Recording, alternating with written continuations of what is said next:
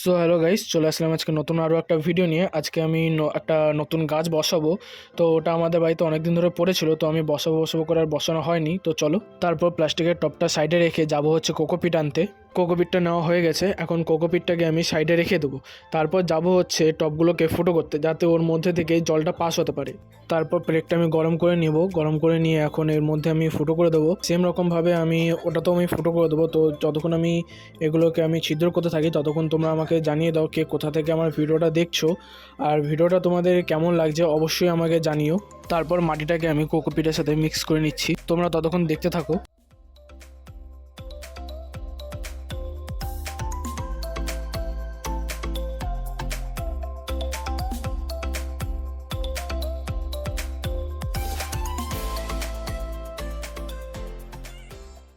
মাটিটা মিক্স করে নেওয়া হয়ে গেছে, এখন এই শুকনো পাতাগুলো এই টবের মধ্যে আমি দিয়ে দেবো। সেম রকমভাবে আমি ওটাতেও দিয়ে দেবো। টবের মধ্যে মাটি ভরা হয়ে গেছে, এখন যাবো হচ্ছে গাছ দুটো আনতে। এই যে দেখতেই পাচ্ছ, এগুলোর নাম হচ্ছে টগর গাছ, ছোট টগর এগুলো। এগুলো আমি এখন আজকে আমি বসাবো এর মধ্যে। তো চলো দেখতে থাকো তোমরা।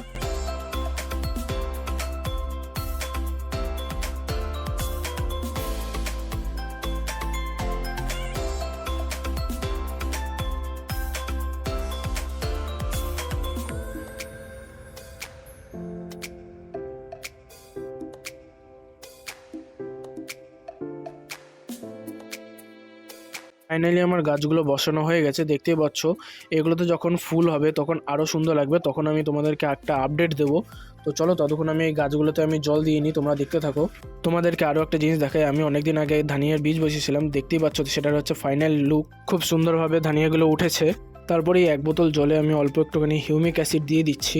তারপর বোতলটা আটকে আমি ভালো করে এটা ঝাঁকিয়ে নেবো, যাতে ভালো করে জলটা মিক্স হয়ে যায়। তারপরে সবকটা গাছের গোড়ায় আমি এইভাবে আমি জলগুলো স্প্রে করে দেবো।